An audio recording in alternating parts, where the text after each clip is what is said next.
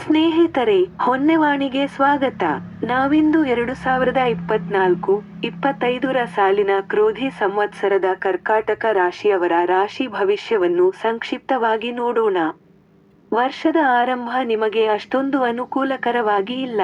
ಅಷ್ಟಮ ಭಾವದಲ್ಲಿ ಸಂಚರಿಸುವ ಶನಿ ಮತ್ತು ಕುಜ ನಿಮ್ಮ ತಾಳ್ಮೆಯನ್ನು ಪರೀಕ್ಷಿಸುತ್ತಾರೆ. ಏಪ್ರಿಲ್ 22ರವರೆಗೆ ಅಷ್ಟಮ ಭಾವದಲ್ಲಿ ಸಂಚರಿಸುವ ಕುಜನಿಂದಾಗಿ ಹಾಗೂ ಅಷ್ಟಮ ಶನಿಯಿಂದಾಗಿ ನೀವು ಪ್ರತಿಕೂಲವಾದ ಪರಿಸ್ಥಿತಿಗಳನ್ನು ನಿಭಾಯಿಸಬೇಕಾಗುತ್ತದೆ.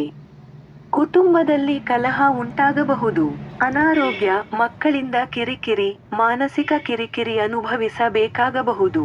ಆದರೆ ಮೇ 1ರಿಂದ ಗುರು ನಿಮ್ಮ ಲಾಭ ಸ್ಥಾನದಲ್ಲಿ ಬರುವುದರಿಂದ ವರ್ಷಾಂತ್ಯದವರೆಗೂ ನೀವು ಕೈ ಹಾಕಿದ ಎಲ್ಲಾ ಕೆಲಸಗಳಲ್ಲೂ ಯಶಸ್ಸು ಸಿಗಲಿದೆ.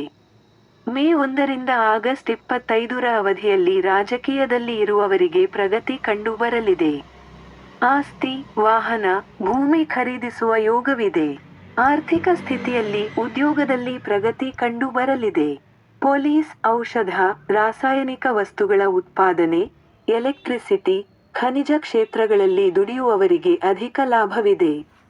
ಸಂಶೋಧನಾ ಸಂಸ್ಥೆ, ಅಕಾಡೆಮಿಗಳು, ಶಿಕ್ಷಣ ಸಂಸ್ಥೆಗಳಲ್ಲಿ ಕಾರ್ಯನಿರ್ವಹಿಸುವವರಿಗೆ ಉತ್ತಮ ಅವಕಾಶಗಳು ಲಭ್ಯವಾಗಲಿವೆ.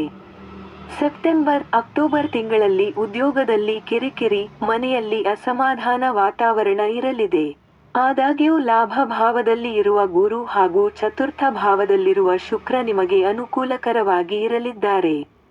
ಆದರೆ ದ್ವಿತೀಯ ಭಾವದಲ್ಲಿರುವ ಕೇತುವಿನಿಂದಾಗಿ ಜನವರಿಯಿಂದ ವರ್ಷಾಂತ್ಯದವರೆಗೂ ಅನಾರೋಗ್ಯ, ಮಾನಸಿಕ ಕಿರಿಕಿರಿ ನಿಮ್ಮನ್ನು ಕಾಡಬಹುದು. ಒಟ್ಟಿನಲ್ಲಿ ನಿಮಗೆ ಈ ವರ್ಷ ಶುಭವೇ ಹೆಚ್ಚು.